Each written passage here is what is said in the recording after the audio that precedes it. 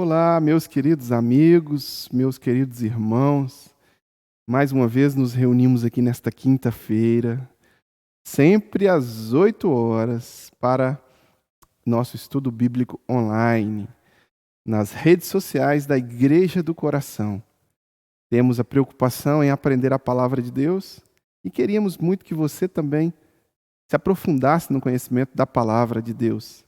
Aqui, nesta série de estudos que estamos fazendo às quintas-feiras, temos estudado o livro de Atos dos Apóstolos, o livro histórico do Novo Testamento, que conta a história apostólica, a história da igreja primeira, ali, chamada igreja primitiva. Alguns eruditos dizem que nós deveríamos chamar Atos dos Apóstolos de Atos do Espírito Santo, porque o derramamento do Espírito Santo e a ação do Espírito Santo foi precursoramente, inicialmente, startando a igreja aqui neste livro, né? Conhecemos este registro que Lucas fez. Você conhece a história da igreja primitiva. Se originou ali em Jerusalém, com os apóstolos, com os discípulos de Jesus. Na semana passada, nós havíamos caminhado até Atos capítulo 5, no versículo 32, onde os apóstolos estavam presos e o Sinédrio estava fazendo uma espécie de julgamento deles. Pedro os havia desafiado e os havia dito: antes importa obedecer a Deus do que aos homens. E aí nós ficamos de continuar a partir daí do versículo 33 do capítulo 5. Eu te convido, vai estar na tela para você aí, você lê junto comigo, Atos capítulo 5, versículo 33 em diante. Vamos lá. Ouvindo isso, eles ficaram furiosos e queriam matá-lo. Mas um fariseu chamado Gamaliel, mestre da lei, respeitado por todo o povo, levantou-se no sinédrio e pediu que os homens fossem retirados por um momento. Então lhes disse: israelitas, considerem cuidadosamente o que pretendem fazer a estes homens. Há algum tempo, apareceu Teudas, reivindicando ser alguém, e cerca de 400 homens se juntaram a ele. Ele foi morto, todos os seus seguidores se dispersaram e acabaram em nada. Depois dele, nos dias de recenseamento, apareceu Judas, o Galileu, que liderou um grupo em rebelião. Ele também foi morto, e todos os seus seguidores foram dispersos. Portanto, neste caso, eu vos aconselho: deixem estes homens em paz e soltem-nos. Se o propósito ou atividade deles for de origem humana, fracassará. Se proceder de Deus, vocês não serão capazes de impedi-los, pois se acharão lutando contra Deus. Vamos fazer uma pausazinha aqui. Olha para você ver. Os apóstolos estavam no pórtico de Salomão ensinando, foram presos, o anjo os libertou e os orientou a voltar para o mesmo lugar. Eles voltaram para o mesmo lugar. O Sinédrio tornou prendê-los novamente. E o Sinédrio os ameaçou e eles confrontaram o Sinédrio dizendo que não iriam obedecer, que iam obedecer a Deus. E aqui agora, neste conflito em que o Sinédrio queria matar, e eles iriam possivelmente matar aqueles homens, um dos membros do Sinédrio, um fariseu chamado Gamaliel. Gamaliel, este homem, mais tarde, fica conhecido como o tutor, aquele que ensinou Paulo. Enquanto ainda era Saulo de Tarso, ele é educado aos pés de Gamaliel. O formato do Sinédrio ali, eles se reuniam em uma espécie de semicírculo. Este semicírculo era composto por todos esses doutores da lei. E eles ficavam numa espécie de... não era plataforma, mas era separado um pouco dos outros. Estes outros aprendizes e estudiosos ficavam sentados como se estivessem assistindo o Sinédrio em seus ensinamentos. Eram homens selecionados. Paulo era um desses que foi educado originalmente aos pés deste homem Gamaliel. E este homem Gamaliel pede a palavra no meio da reunião do Sinédrio e levanta algumas informações altamente relevantes. Ele diz que um homem chamado Teudas havia feito um grande alvoroço e tinha tido 400 discípulos. Depois ele disse que um homem chamado Judas, o Galileu, também havia feito um alvoroço e tinha arrastado uma multidão também. E aí ele pontua: esse Jesus também fez um alvoroço e arrastou também uma multidão de pessoas.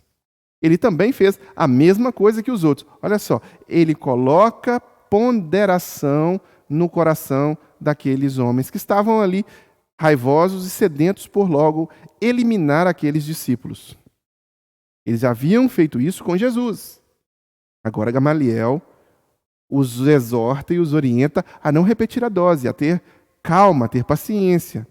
E eu quero destacar com você o versículo 38, que diz assim: portanto, neste caso, eu os aconselho, deixem estes homens em paz e soltem-nos. Se o propósito ou a atividade deles for de origem humana, fracassará. Se proceder de Deus, vocês não serão capazes de impedi-los, pois se acharão lutando contra Deus. Nós estamos falando de um homem que era a fina flor da produção acadêmica daquela época. Era um doutor da lei. Eles não dispunham do que você e eu dispomos. Eles não dispunham do texto sagrado completo, Antigo Testamento e Novo Testamento. Eles dispunham apenas do Antigo Testamento. O Novo Testamento estava sendo confeccionado. Existiam outras literaturas religiosas, existiam também literaturas não religiosas, mas o texto sagrado inspirado por Deus já estava nas mãos deles, era o texto sagrado do Antigo Testamento. E muitas dúvidas pairavam sobre a mente destes homens. É óbvio, eles não tinham o texto completo. E uma das dúvidas é sobre a vontade de Deus. Aqui, neste momento, eles não conseguiram entender, não só neste momento, mas antes, eles não conseguiram compreender quem era o filho de Maria e de José. Quem era aquele Galileu que ensinava os seus discípulos? Eles não entenderam que era o Verbo encarnado, eles não entenderam que era Jesus, o Nazareno, aquele que desceu dos céus. Eles não entenderam que era o homem sobre quem Isaías havia falado, e eles o crucificaram. Agora aqui, os discípulos desse homem estão presos, e aí Gamaliel diz: olha, e se este homem for filho de Deus? E se esse Jesus realmente... Olha, já passou vários por aí que se diziam que era alguma coisa e não eram. Mas se nós, meus irmãos, estivermos lutando contra estes homens, e este realmente Jesus a quem nós crucificamos, e eles crucificaram Jesus, for realmente o Filho de Deus, nós estaremos lutando contra Deus. Aqui o conselho de Gamaliel chama esses homens à razão, à lucidez, para que eles entendam, compreendam que é impossível lutar contra a vontade de Deus. Eles poderiam matar todos esses discípulos, que seria uma espécie de o sangue dos mártires, e isso aconteceu durante a história. O sangue dos mártires se tornaria semente, onde a fé floresceria. Então, no cristianismo do primeiro século, toda vez que a igreja foi perseguida, em toda a história, a igreja sempre cresceu, sempre floresceu. E por mais perseguições que ela sofra, mais ela cresce. Agora, por exemplo, nesse momento, tivemos uma pandemia. A nossa igreja, por exemplo, ela se expandiu. Nós estamos chegando a mais pessoas graças à pandemia. A pandemia veio, nós não pudemos nos reunir, mas nós conseguimos alcançar aqueles que não estavam sendo alcançados ainda, porque o desconforto fez com que os membros da liderança da nossa igreja se movessem, e aí nós agora estamos fazendo coisas online que estão chegando a novas pessoas, e está chegando até você. Aqui, nesse momento, Gamaliel diz: olha, não há como lutar contra a vontade de Deus, então vamos fazer o seguinte, vamos soltar estes homens. Vamos soltar estes homens, porque se for da vontade de Deus, a coisa permanece. Se não for, vai cair por terra. Entender a vontade de Deus foi um grande desafio para Gamaliel. Tanto para Gamaliel como todos aqueles homens que eram membros do Sinédrio, eram religiosos. Um desses religiosos aqui, chamado de Nicodemos, ele ficou tão consumido pela dúvida e tão consumido por querer entender a vontade de Deus que ele vai até Jesus de noite. Claro, ele tinha que se precaver para não ser reconhecido. E ele vai até Jesus querendo saber a vontade de Deus. Todo mundo quer saber a vontade de Deus. Todos os religiosos querem saber a vontade de Deus. Nesse caso, o conselho de Gamaliel foi preciso.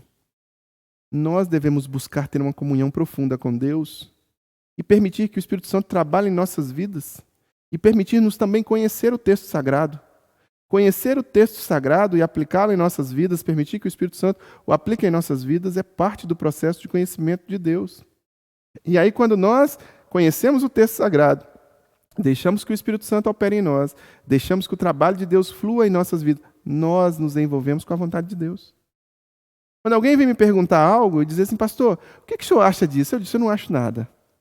Eu não acho nada. O que a Bíblia diz sobre isso? Qual é o padrão de Deus para isso? Ele já pré-estabeleceu através da sua palavra e ele deixa impresso com a imagem dele, com a imago Dei em nossas vidas, com os atributos morais que nós temos e que nós herdamos dele. E aí o Espírito Santo aplica isso de forma profunda nas nossas vidas. Tomar decisões dentro da vontade de Deus é um grande desafio. Estes homens aqui iam tomar uma decisão, estavam prestes a tomar outra decisão fora da vontade de Deus. Mas Gamaliel pede que eles ponderem. Ponderar, meus irmãos. Devemos ponderar. Todo homem deve ponderar. Ponderar. Porque, por vezes, você pode estar caminhando contra a vontade de Deus, achando que você está fazendo o que Deus gosta. E Deus não está se agradando daquilo. Pondere também na sua própria vida. Quando Gamaliel faz esse desafio à ponderação, quando Gamaliel faz esse desafio para que eles ponderem, ocorre uma luzinha de esperança. E o versículo 40 vai nos dar aí o prosseguimento dessa luzinha de esperança. Eles foram convencidos pelo discurso de Gamaliel. Chamaram os apóstolos e mandaram açoitá-los. Depois, ordenaram-lhes que não falassem no nome de Jesus e os deixaram sair em liberdade. Os apóstolos saíram do sinédrio, alegres por terem sido considerados dignos de serem humilhados por causa do nome. Olha só, todos os dias no templo e de casa em casa não deixavam de ensinar e proclamar que Jesus era o Cristo. Você precisa ver o texto sagrado, do que o texto sagrado diz. Gamaliel os convence. Eles são convencidos por aquele discurso de Gamaliel. Mas o que eles fazem? Eles aceitam as palavras daqueles homens? Não, eles não aceitam. Eles açoitam os apóstolos e eles impõem sobre os apóstolos uma norma jurídica, uma lei. Vocês estão proibidos por nós de ensinar ou mesmo de falar sobre o nome deste homem. Está proibido. O que acontece?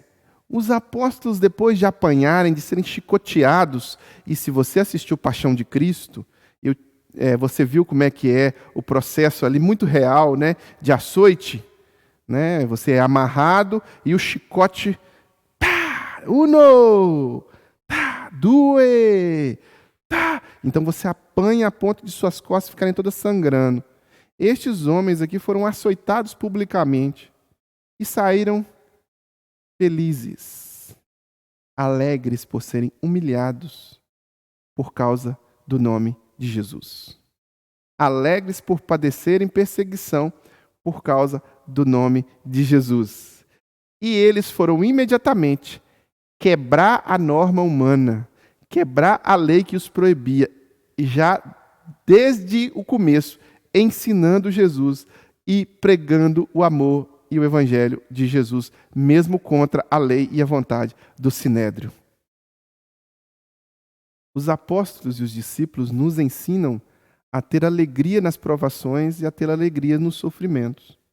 O que acontece é que o cristianismo hoje se tornou um simulacro de cristianismo, uma espécie de cristianismo pirata, fake.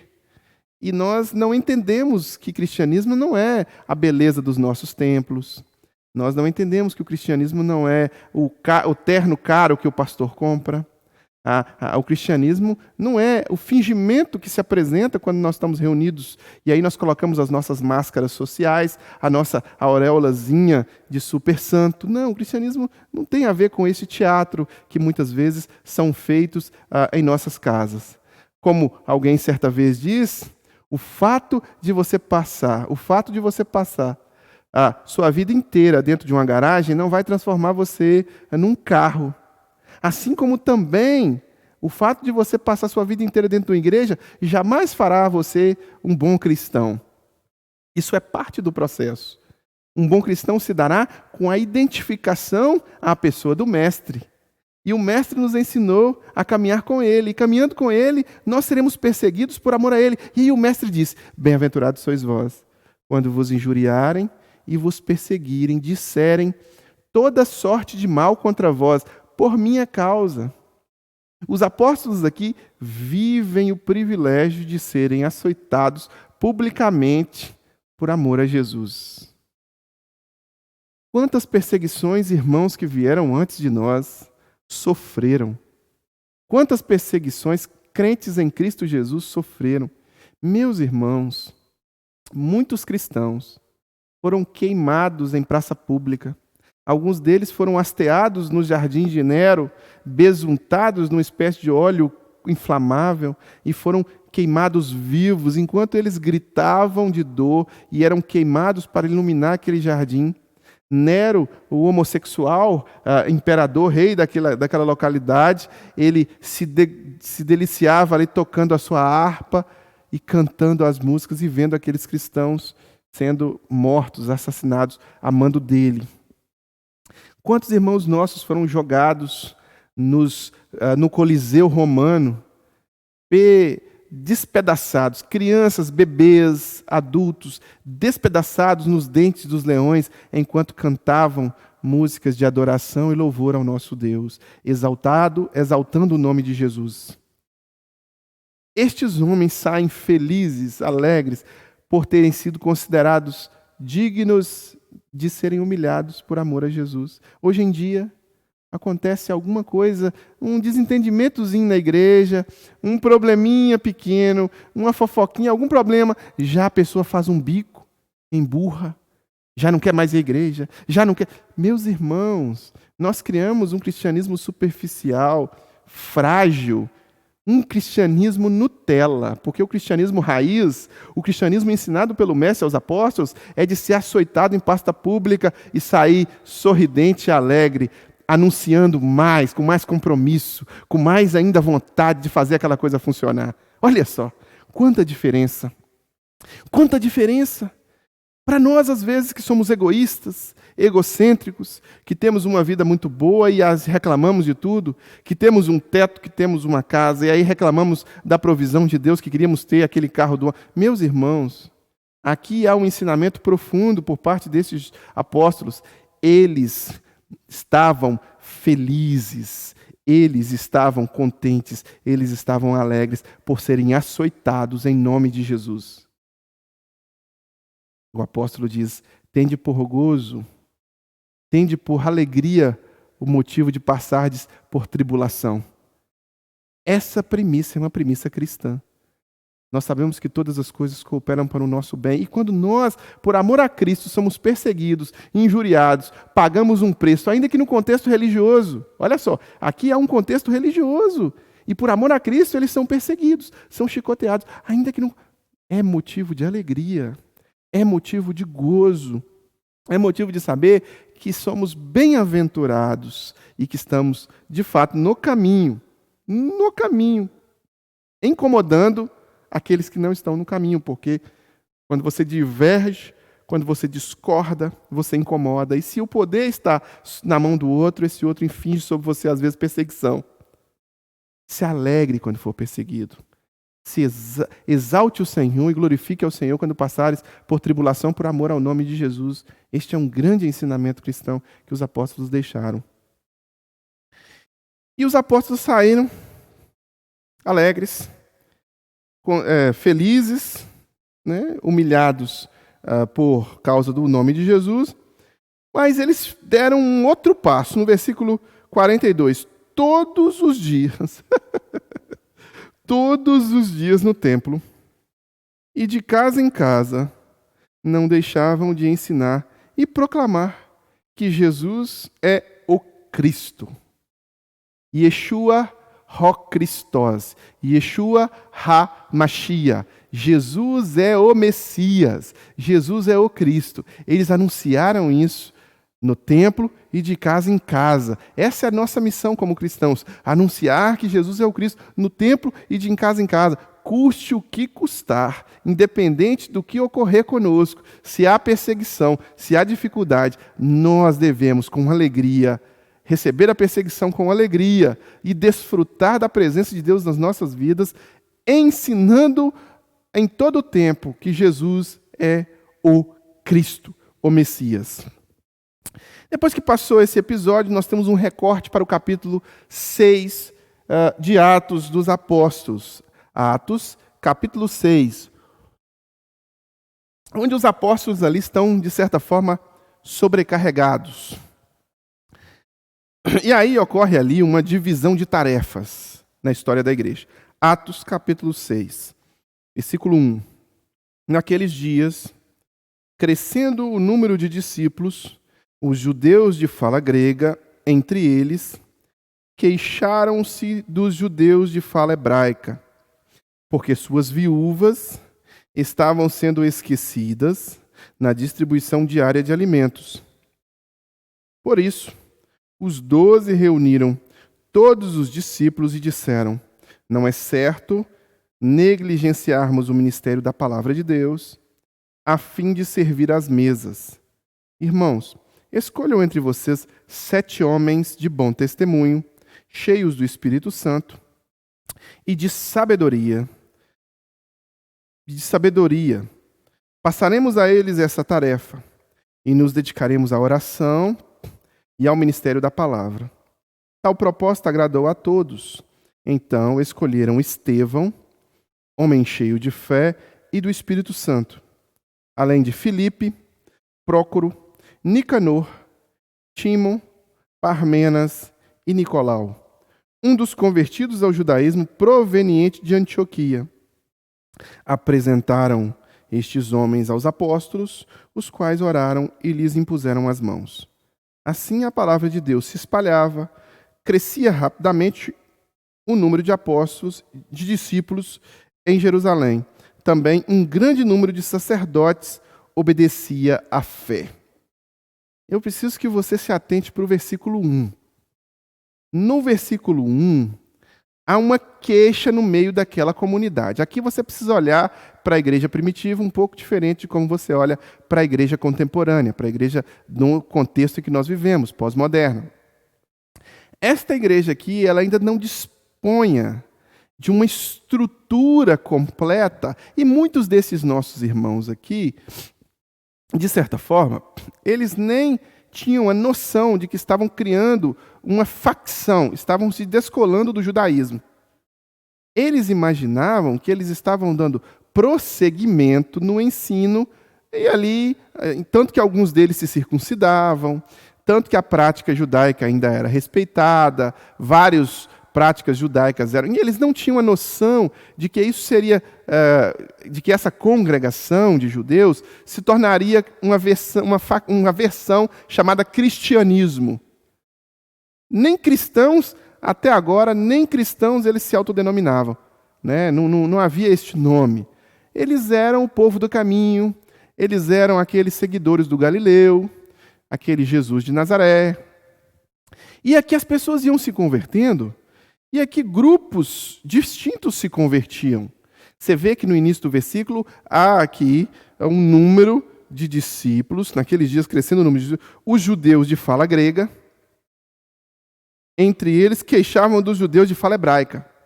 Aqui nós temos somente conversões a Cristo de pessoas ligadas ao povo hebreu, aos judeus. Ainda não chegamos nos não-judeus, chamados gentios. Aqui há só a pregação, eles levaram literalmente ao pé da letra, que era a orientação que Jesus tinha dado lá atrás, para eles irem às ovelhas perdidas da casa de Israel. Eles imaginavam que esta pregação ela deveria ser proferida somente ao povo escolhido. Só lá no capítulo 11 que a gente vai ver quando Pedro tem uma visão, quando Deus deixa claro para eles que isso não deveria ser assim, mas até aqui eles só pregavam para judeus. Então aqui você tem judeu de fala grega, o judeu raiz e o judeu judeu de fala hebraica, que é o judeu raiz, e o judeu de fala grega, que é o judeu nascido já agora em um ambiente helênico, em um outro ambiente que não aquele ambiente judaico puro. Eles falavam grego. Esses judeus eram preteridos, e aí, na hora de servir a ceia lá, o judeu de fala grega dava predileção, o judeu de fala hebraica dava predileção aos judeus de fala hebraica. Aquilo não estava sendo bem recebido pelos judeus de fala grega. Note bem, nós temos uma estrutura hoje de templo. Nós temos uma estrutura de que a gente acaba voltando para os nossos lares. Não, aqui nós estamos falando de um grupo de pessoas que tinham um senso comunitário muito intenso. Eles vendiam suas propriedades e era uma espécie, vamos imaginar que eles criaram uma espécie de moradia e de convívio coletivo, e que eles tinham uma espécie de, sei lá, um bairro, uma rua, e que ali eles estão vivendo tão intensos que eles comiam e dormiam, e comiam juntos aqui. Com muita intensidade eles viviam essa comunhão. Neste comer junto, e aí vai o momento de ceia e tal, os judeus de fala grega reclamam que os judeus de fala hebraica, que as mulheres, as viúvas e tudo estão recebendo, né? Não, aí não está certo. As viúvas que não estão sendo esquecidas na distribuição dos alimentos. E isso não é bom. Os apóstolos, que eram responsáveis por isso, estavam cansados, porque o grupo de irmãos havia crescido muito. Eles dizem, então agora não é legal que a gente continue fazendo tudo, distribuindo a ceia, não é legal que a gente pregue a palavra, que a gente fique com o ministério da pregação, do estudo da palavra, extrair o ensino. Vamos fazer assim, vamos instituir aqui alguns auxiliares, alguns diáconos, diaconia, servo, alguns servos, que nos auxiliem a servir as viúvas, que nos auxiliem à distribuição da ceia do Senhor. Pois bem,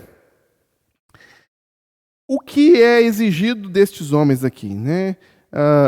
Que eles fossem cheios do Espírito Santo, que eles tivessem sabedoria, que eles tivessem bom testemunho. Alguns homens são escolhidos, dentre eles Estevão, que depois é preso. Né? Então aqui, você acompanha aqui comigo, no texto sagrado, que estes homens vão fazer uma espécie de divisão de tarefas com os apóstolos. Os apóstolos se concentram no ministério da palavra, se concentram nas orações,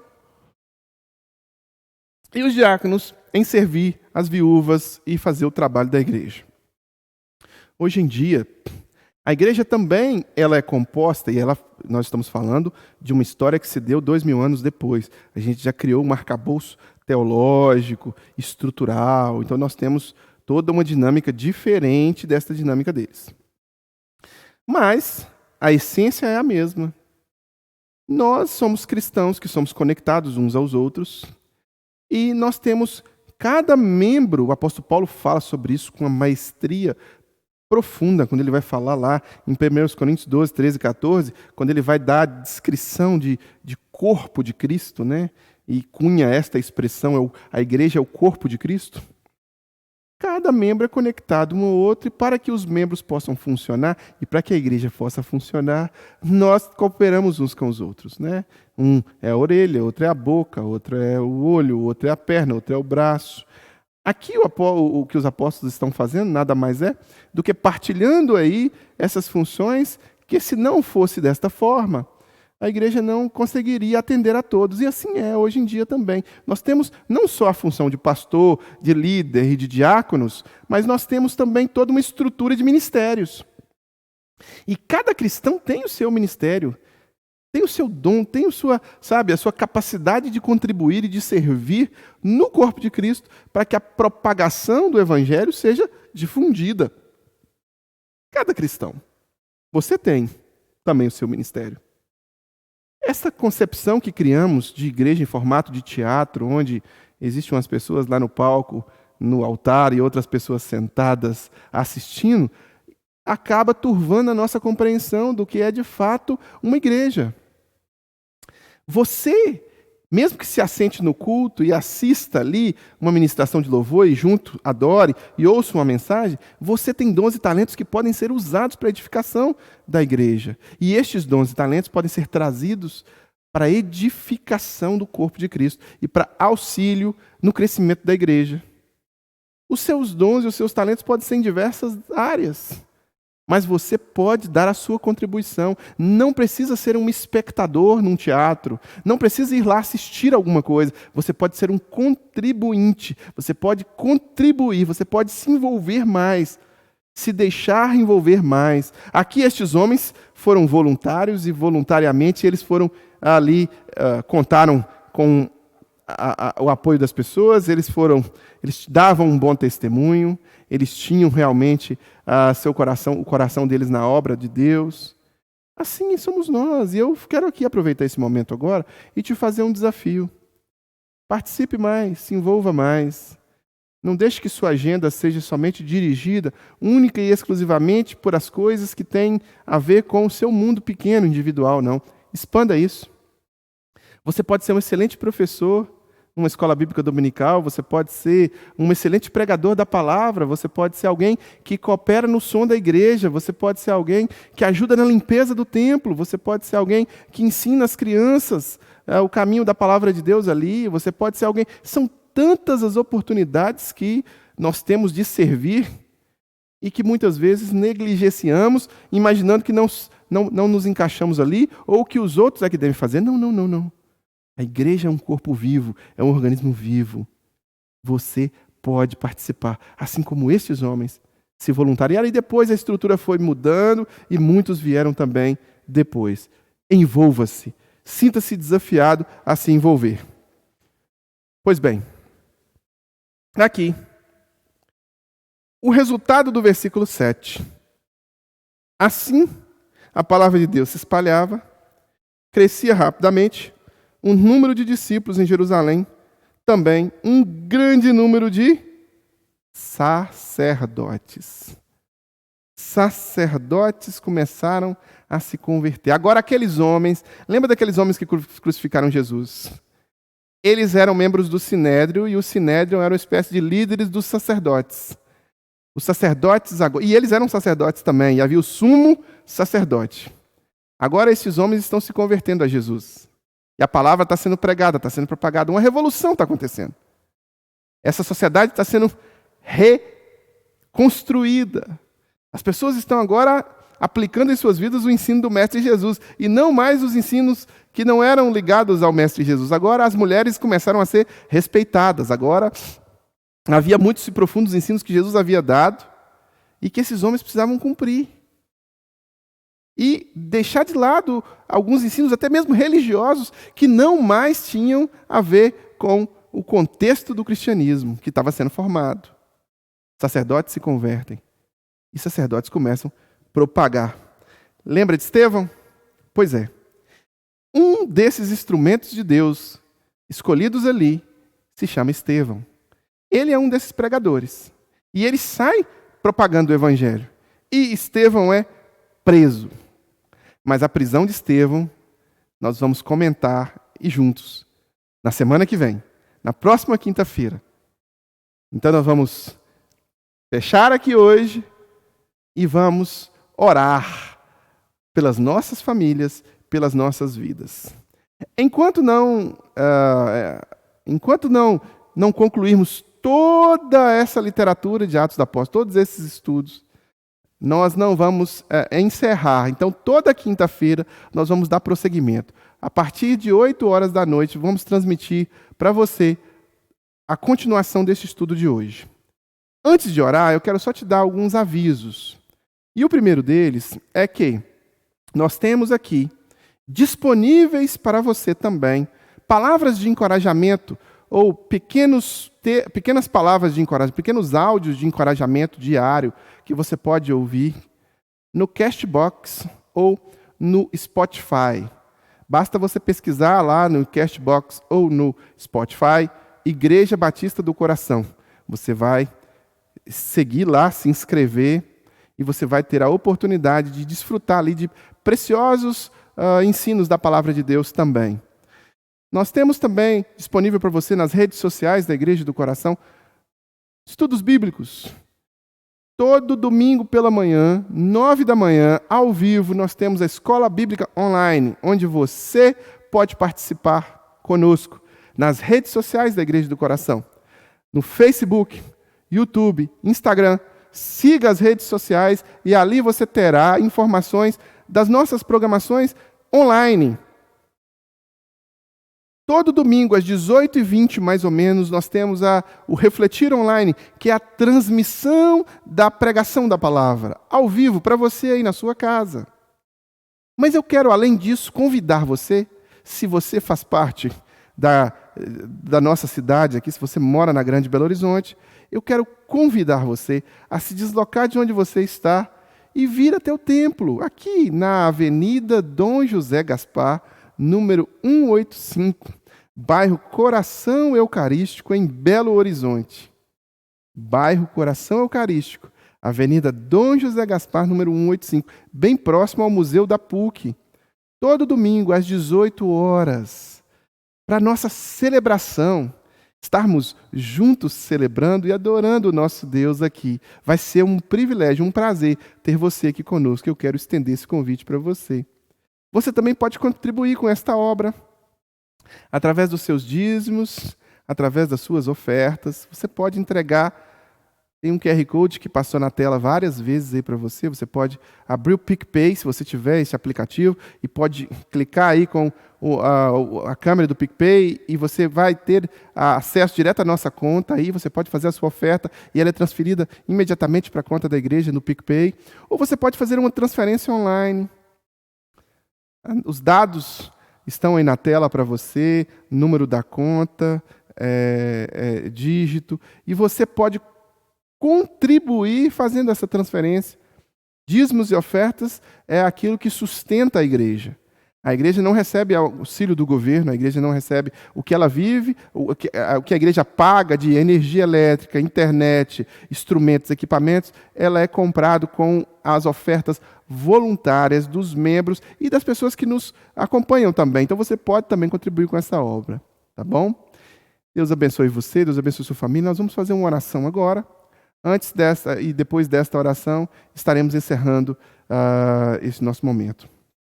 Pai, em nome de Jesus, abençoe este meu irmão, esta minha irmã que nos acompanha agora pela telinha do seu celular, do tablet, do smartphone, Smart TV. Abençoe e aguarde. Fortaleça essa pessoa, proteja essa pessoa, cuide dessa pessoa. Que, ó Deus, ela tenha a presença do Teu Espírito Santo na vida dela e que, acima de qualquer coisa, ela possa reconhecer o Senhor nos detalhes de provisão, de amor, de graça. Proteja essa família, Pai. Em nome de Jesus, é a minha oração ao Senhor. Amém. Amém. Deus te abençoe, que Deus seja com você. Quinta-feira, às 20 horas, estaremos juntos novamente.